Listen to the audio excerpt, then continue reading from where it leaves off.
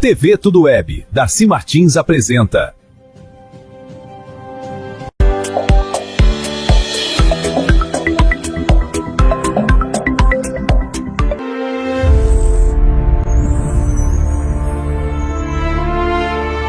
Não sei se vocês têm acompanhado as redes sociais, e o Brasil vai ser um dos mais impactados, né? O El Niño está sendo previsto. Eu estou até vendo aqui nossa amiga da Defesa Civil, enfim. E a gente talvez não tenha noção do impacto disso para a questão agrária nossa. E é fundamental as análises preditivas. Esses dias, né, um dos mantenedores do nosso instituto é dono de uma empresa de tecnologia. E ele estava me explicando o quanto ele já consegue evoluir, por exemplo, em saber como determinada fruta está nascendo e isso quanto impacta na lavoura. Isso é muito interessante porque, por mais que a gente fale de tecnologia, ainda tem uma certa resistência, principalmente com o pessoal do agro, e pelos estudos que eu tenho acompanhado, está tendo uma migração muito grande dos filhos dos pais dos agros para a região urbana, porque eles querem ir para a tecnologia e trabalhar numa outra. E aí, como é que eu trabalho no Instituto? Eu faço o sistema reverso. A gente está em alguns municípios justamente retendo esses jovens para continuar no setor agrário e provar para eles que o Brasil ele já está muito bem evoluído nessa questão e que tem um futuro muito grande, né? A gente vê o quanto evoluiu a questão da saúde hoje. A gente consegue ter consultas pelo celular. E hoje a gente consegue prever uma série de questões, né? A semana passada teve um evento no Pacto Global, não sei se você estava no MASP, e reuniu ali as maiores empresas muito grandes, falando dessa preocupação com o que o Brasil vem enfrentando e o que o Brasil vai enfrentar final de junho para início de agosto agora. O Brasil vai ser um dos países mais castigados, 80% do nosso território vai ser castigado com inundações e secas muito severas. E aí vem esse contraponto da importância da tecnologia e dos dados, porque a gente está às cegas do que pode acontecer. A doutora falou muito bem aqui que a gente não consegue prever a questão ambiental. E, de fato, às vezes saem aquelas previsões de que vai chover e demora 4 dias para acontecer essa chuva, esse calor intenso. E aí eu digo que é cada vez mais importante essa questão da gente fazer esse diálogo de cruzar estes dados, né? Nessa apresentação que o Pacto Global trouxe grandes empresas, inclusive fora do Brasil, eles falam exatamente isso, né? Da importância de nós nos unirmos em letramentos. E aí não é só aquele letramento da tecnologia, é a consciência pedagógica da importância da gente se unir e acelerar, assim como a pandemia teve esse aceleramento da questão da tecnologia e da saúde mental, dessa questão para o agro, né? E aí a gente tem aí uma linguagem universal que são os objetivos do desenvolvimento sustentável. Tá bom, vamos fazer apenas um pano de fundo para entender mais ou menos como é que está a situação do agro nas emissões de carbono, né? A gente acha que o agro é verde, mas também emite carbono. Emite menos, mas emite. Né?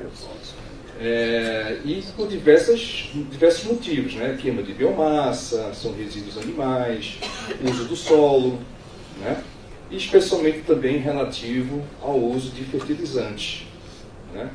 Então, no Brasil, as emissões ultrapassam a casa aí dos 2 bilhões de toneladas de CO2 por ano, né? Dos quais 67% vem do agropecuário. Se a gente isolar apenas a agricultura, as emissões são 19%.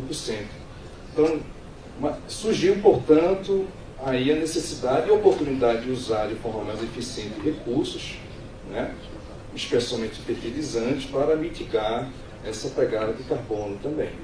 Né? Bom, então, e Bill Gates tem um livro muito legal, Como Evitar a Catástrofe Climática. Eu sugiro que vocês todos leiam, tem um capítulo 6, que é a base desse slide, né? E ele fala justamente sobre isso, de usar eficientemente recursos, insumos, no caso fertilizantes, né, para mitigar a pegada de carbono no setor climático, ou no setor agropecuário. Né, e a agricultura representando quase 19% das emissões globais de CO2. Né.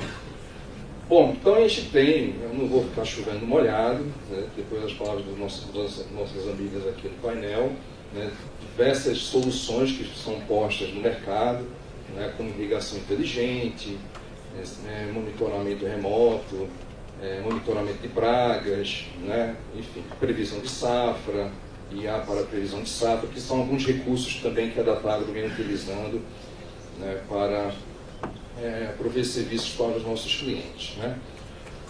Eu acho que esse dado aqui é bem legal, embora até 2024 é do mapa do CNA, mostrando a quantidade de produtores do setor agrícola que usam, de alguma forma, plataformas digitais e IA, né, nas suas propriedades agrícolas, né.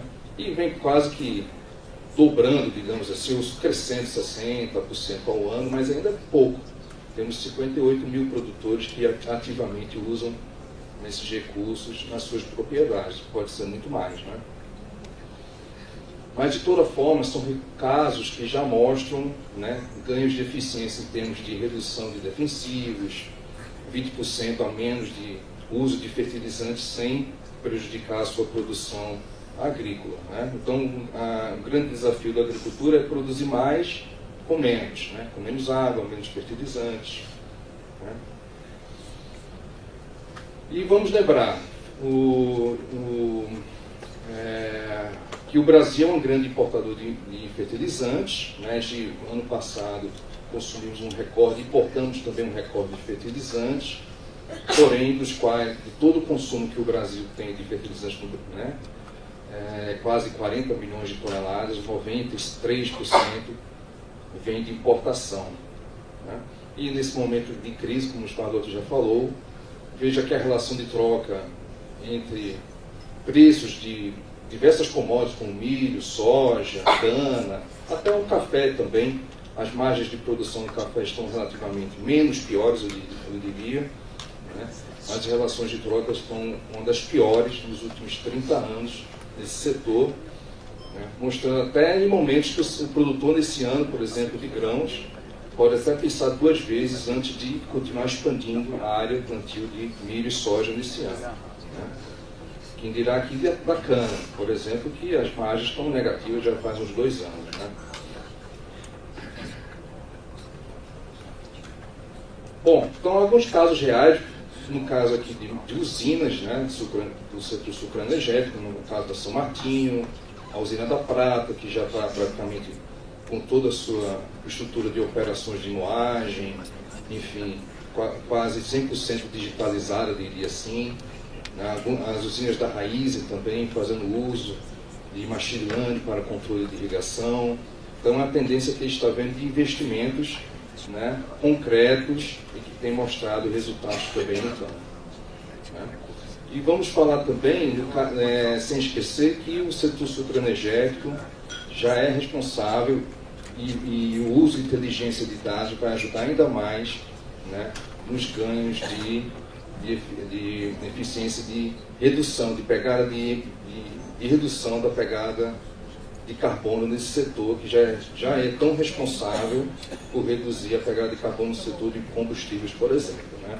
Então, o uso do etanol no Brasil, desde 2003, quando foi introduzido os veículos flex fuel no Brasil, já foi responsável por evitar a emissão de quase 650 milhões de toneladas de CO2. Então, é equivalente a quase 4,5 bilhões de árvores plantadas. É bastante coisa, né? Bom, então eu finalizo aqui com os desafios, né? A gente tem muitos investimentos sendo feitos, né, de conectividade no campo, mas especialmente em áreas que a gente costuma falar de grandes propriedades, né? Mas é um grande desafio levar a adoção dessa conectividade para pequenas propriedades, especialmente para a agricultura familiar, né? Ainda há uma escassez de profissionais nessa área também não é fácil, né? A gente fala que conectividade, inteligência das coisas é tendência, mas para as usinas, o campo, é difícil a gente ver a contratação de pessoas aptas, né, e dispostas a ir ao campo e trabalhar nisso. Então, muito bacana as iniciativas que a gente tem para a agricultura, né? Mas ainda falta mais, né?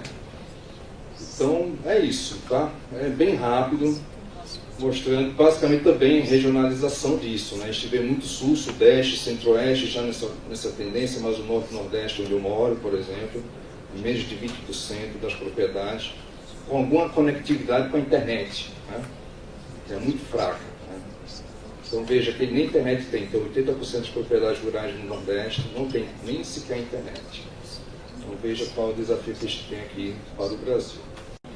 Hoje a inteligência artificial consegue prever a produtividade de uma área. Inclusive, uma coisa muito interessante, eu vi uma reportagem sobre o açúcar. E eles mapeavam a área e falavam, essa área no ano que vem vai produzir tanto de açúcar. E esse é o milagre da inteligência artificial. Os satélites monitoram a vegetação em tempo real, softwares como o da AgroSmart calculam as emissões. O georreferenciamento localiza imóveis com enorme precisão em áreas que podem ser consideradas até remotas. Mas surgem perguntas fundamentais. Quem é o proprietário da área? E quando a gente fala proprietário, é o proprietário tabular na matrícula. Se essa matrícula corresponde à realidade física, porque nós temos muitos problemas, muitas vezes a matrícula tem uma descrição e a área real é um pouco diferente, às vezes menor, às vezes maior.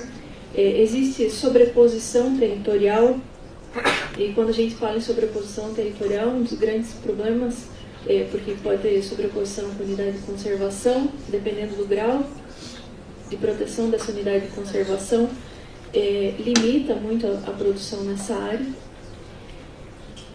O CAR, o Cadastro Ambiental Rural, está consistente, existe passivo ambiental, então é nesse ponto que toda a tecnologia encontra algo aparentemente simples, a qualidade da governança territorial. Pois o Brasil ele não enfrenta apenas um desafio tecnológico. O Brasil enfrenta um desafio de integração entre tecnologia, governança e segurança jurídica. A segurança jurídica é algo extremamente importante para o agro. A tecnologia produz os dados, a governança produz a confiança. E sem confiança não existe investimento sustentável de longo prazo. Então vamos entrando na regularização fundiária como parte da infraestrutura do agro. Existe uma infraestrutura que ela é um pouco menos visível, mas fundamental. A infraestrutura jurídica do território é a questão da documentação. A documentação da propriedade, como esse produtor vai atuar. Por quê? Porque nós encontramos ainda muitas matrículas antigas, algumas com a descrição que a gente até chama de precárias. Confronta com o rio, confronta com a propriedade de fulano. São realidades ainda de muitos Brasis que nós temos. Cadeias dominiais incompletas. Qual é a origem dessa matrícula? Porque quando a gente não encontra a raiz da matrícula, matrícula mãe, uma origem dominial, essa matrícula acaba ficando fraca. Então, o que nós temos? Nós temos uma imensidão de terras devolutas no Brasil. Se a sua matrícula não tem uma raiz forte, fala assim, olha, qual é a origem dessa matrícula? E começam até a se levantar suspeitas sobre essa matrícula. Qual é a origem? Como ela é válida? De onde ela veio? Então, hoje, o que a Greenlight faz? A gente trabalha com RNA. Parece uma sopa de letrinhas, pessoal, é muita letra, mas eu vou explicar bem rapidamente aqui para vocês como funciona e o que ele é, tá? Basicamente, quando eu vou explicar o RNA, eu falo que ele é o melhor dos dois mundos, sem modéstia nenhuma, tá? Por quê? Porque o RNA, ele é uma molécula natural, então ele é um inseticida, um fungicida, um herbicida de molécula natural. O que é isso, Ariadne? Da mesma forma que você tem os inseticidas hoje, os fungicidas químicos, que são moléculas químicas, e você tem os biológicos, né, que é a outra ponta, o RNA ele fica aqui no meio. Por quê? Porque ele traz a eficácia dos inseticidas químicos, a facilidade de uso dos químicos, com a parte da sustentabilidade, a inovação, a ecologia dos biológicos. Então eu pego tudo que tem de melhor ali do químico, tudo que tem de melhor do biológico e eu junto numa molécula natural.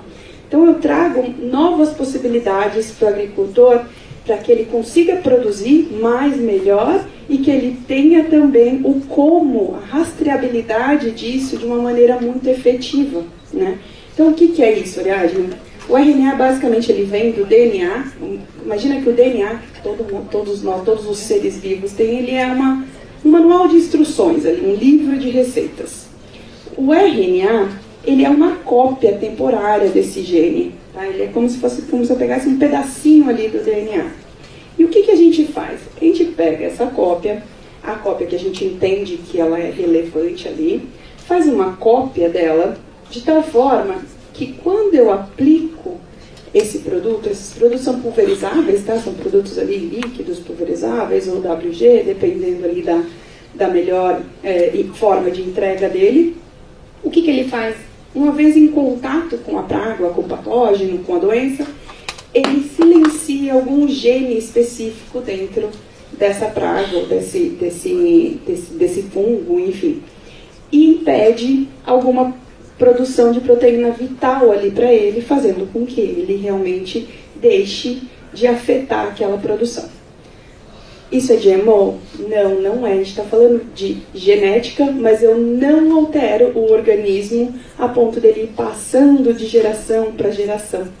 Eu altero uma característica que ele tem, uma característica vital para ele, pontualmente naquele momento. É um produto extremamente eficaz, mas ao mesmo tempo extremamente dirigido. Ou seja, eu não tenho um produto hoje que vai funcionar para diversos problemas. Ele atua em um problema específico. O que isso quer dizer, Ariadne? Isso quer dizer que quando eu aplico esse produto no campo, eu estou aplicando para aquela praga. Eu não vou ter nenhum tipo de ação sobre abelhas, né, polinizadores, que são extremamente importantes no meio ambiente. Eu não vou ter nenhum tipo de ação sobre joaninhas, enfim, nenhum tipo de ação sobre os inimigos naturais que estão ali, né, que na verdade são os amigos naturais do agricultor que estão ali no meio ambiente. Então, basicamente, eu pulei antes da hora aqui, o resumo é, eu tenho um produto altamente eficaz, um produto que vai preservar essa biodiversidade ali dos organismos não alvos, né, das pragas que não são o alvo, que eu quero controlar, um produto fácil e seguro de usar. Então, quando o aplicador está lá mexendo na cauda, mexendo no produto que ele vai aplicar no campo, ele tem segurança de que aquilo também não vai causar nenhum tipo de problema para a saúde dele. Né? É um produto que ele se integra bem ali ao manejo do agricultor, ele não vai trazer uma tecnologia nova que vai causar ali uma grande disrupção na maneira que ele faz o manejo dele. Ele vai integrar o manejo dele de uma maneira simples e fácil. É um produto estável em temperatura ambiente, ele se degrada muito rápido, então ele não tem nenhum tipo de resíduo. Então, quando a gente fala da rastreabilidade, dos produtos que a gente exporta, principalmente para a União Europeia, para hoje, que o consumidor brasileiro também pede, eu consigo ter um produto que eu não vou ter nenhum tipo de agroquímico, agrotóxico, enfim, nenhum tipo de resíduo naquele produto, numa uva, numa maçã, enfim, no próprio milho que a gente consome. E aí, de maneira bem rápida aqui para contar para vocês, qual que é o grande diferencial da Greenlight? Hoje eu consigo trazer tudo isso de uma maneira 3 vezes mais rápida que um produto comum, 15 vezes mais barato que um produto comumente produzido hoje. Para vocês terem uma ideia, um GMO, né, um organismo ali geneticamente modificado, uma semente geneticamente modificada, ou mesmo um defensivo químico tradicional, ele leva ali em torno de 14 a 16 anos de desenvolvimento, registro, até chegar no campo. Então, uma nova molécula, ela tem um longo caminho da hora de quando ela é descoberta até chegar na mão do agricultor. E eles gastam um pouquinho ali, né, em torno de 300, 500 milhões para o desenvolvimento de cada uma dessas moléculas. Quando a gente está falando do RNA, a gente está falando de um produto a ser desenvolvido desde a descoberta até o lançamento ali na mão do agricultor, de 5 a 8 anos. Então, isso barateia demais, a gente está falando de 25 a 30 milhões, ao invés de 300 a 500 milhões, isso barateia demais o processo. E o que barateia esse processo, aliás? As AIs que a gente está ouvindo aqui. Então, quando a gente pensa no início dos projetos de RNA, quando a gente está falando lá do DNA, a gente vai buscar o genoma das pragas e tudo mais, você tem uma série de machine learning por trás, uma série de AIs por trás disso, buscando essa informação de uma maneira muito mais eficiente e segura. Por quê? Porque eu tenho que garantir que o organismo que eu vou afetar vai afetar apenas aquele organismo e mais nada naquele ambiente. Então, hoje, como exemplo para vocês, a gente tem 2 produtos já comerciais. Nós somos a única empresa no mundo que tem produtos com base RNA, RNAi, sendo aplicados no campo, sendo pulverizados. Nós temos um produto que controla um besouro específico da batata e temos um produto muito legal que atesta o quanto seguro é o produto, que é um produto para controle de ácaro em abelha. Então, a abelha consome, controla o ácaro da abelha, mas não mata a abelha. Então, é um produto assim, muito interessante, quando vocês puderem, dê uma pesquisada. Vou finalizar minha apresentação. Para Brasil, hoje, nós temos já 2 produtos em registro. Temos aqui a nossa líder regulatória, que está levando tudo isso lá para dentro do Congresso, para as discussões do MAPA, IBAMA, Anvisa. Em breve teremos novidades. E produtos que são bastante importantes para o agricultor brasileiro, né? A gente está falando do oídio da videira, ácaro, fusário, enfim, uma série de pragas que são extremamente relevantes regionalmente. Eu agradeço muito o tempo aqui de vocês, a audição de vocês, e está aqui o meu contato aqui embaixo, Ariadne Zorzet, vocês me buscarem no LinkedIn. Meu e-mail está ali também, se alguém precisar entrar em contato, quiser ouvir um pouquinho mais, eu estou à disposição para a gente conversar. Obrigada. Obrigada, maravilha. Obrigada, Ariadne. E como eu comentei com vocês, quem tiver perguntas pode, por gentileza, escrever, passar para a Carla que está aqui no nosso painel. A gente não vai ter tempo para abrir essas perguntas para todos, mas a gente vai compartilhar depois com os nossos palestrantes. Então é interessante até que você coloque seus dados, telefone, inclusive, tá bom? Para que a gente consiga ter esse retorno também. Bom, vamos passar a palavra agora para o Gustavo Meres. Ele é professor, palestrante e empreendedor. Eu fiquei muito curiosa quando eu te chamei para saber um pouco mais sobre o buscaia.com e o oirobô.com. Então a palavra é sua. Obrigado, cara, pelo convite. Parabéns pelo evento, Maria.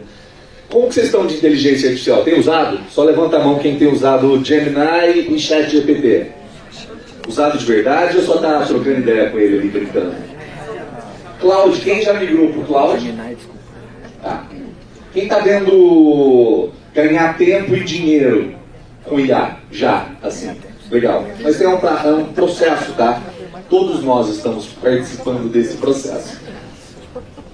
Deixa eu ver se está no ponto aqui, nosso bate-papo. Isso aí.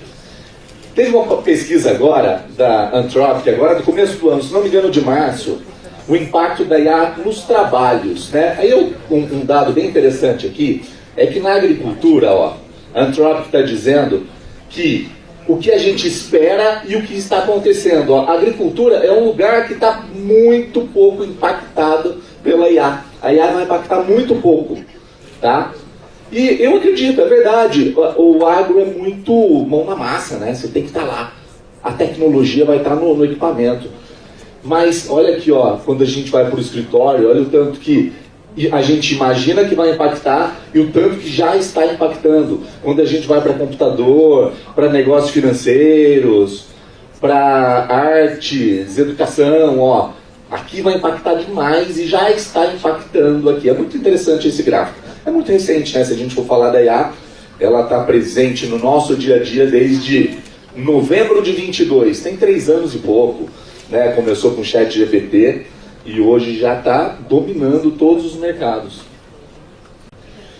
Toda revolução começa mudando o ser humano, tá? Então é o ser humano que faz a revolução, não é a tecnologia.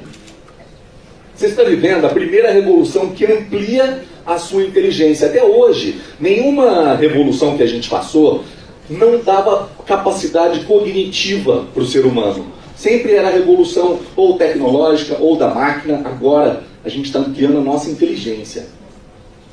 Por isso, esse papo não é sobre tecnologia.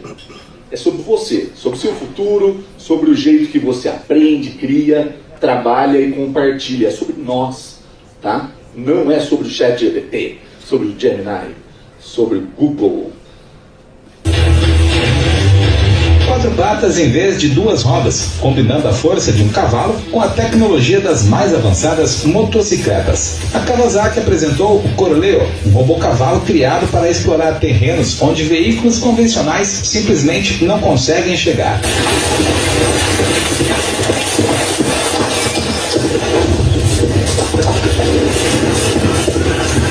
Ele é movido por um motor a hidrogênio de 150 cilindradas e foi projetado para ser montado como um animal de verdade, com controle intuitivo pelo movimento do corpo do condutor.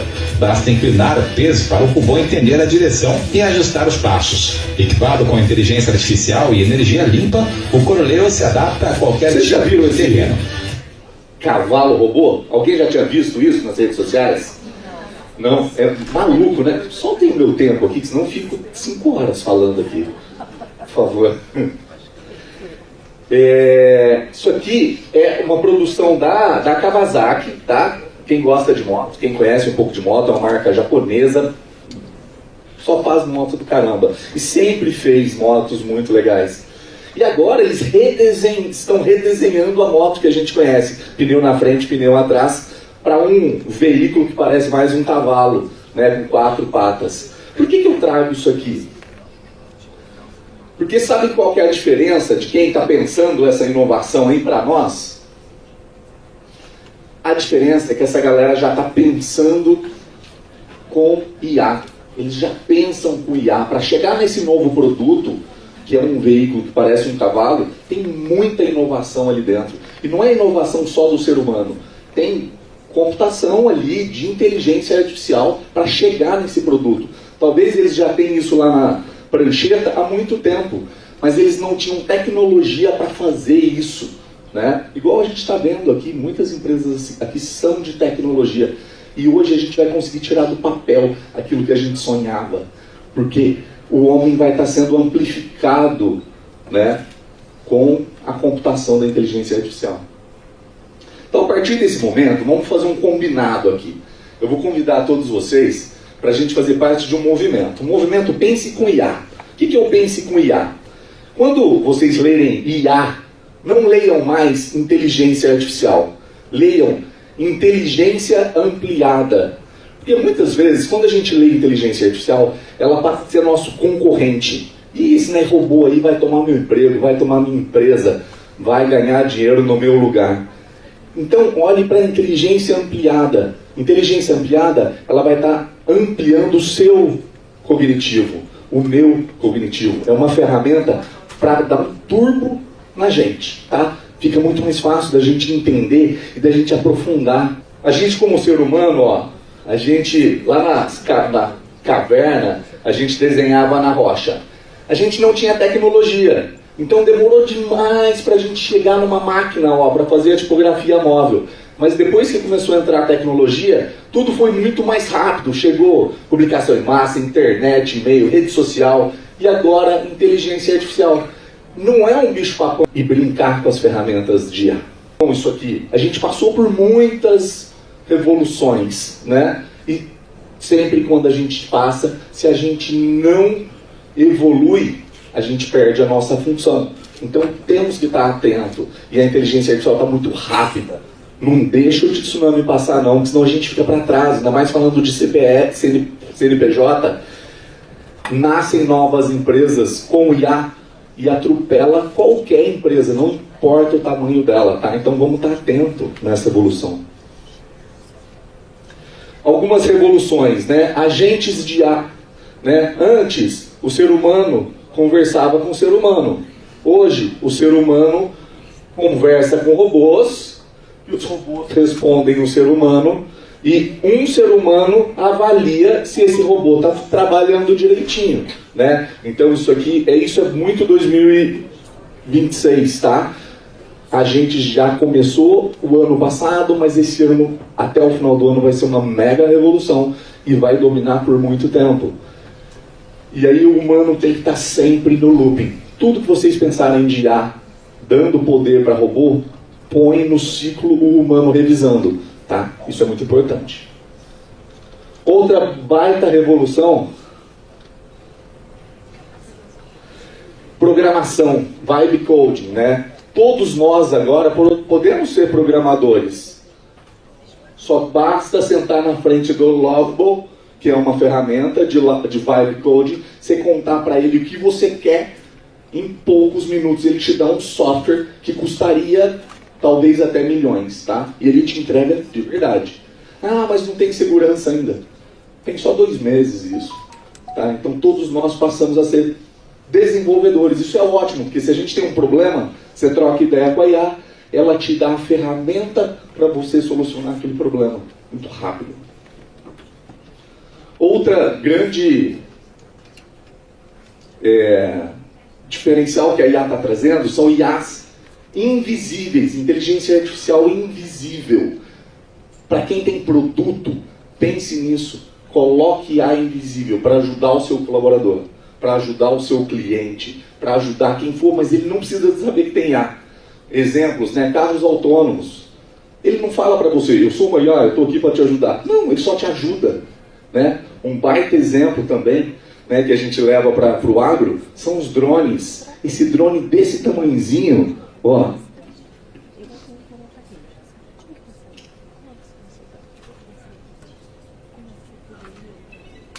Vou mostrar para vocês aqui, ó.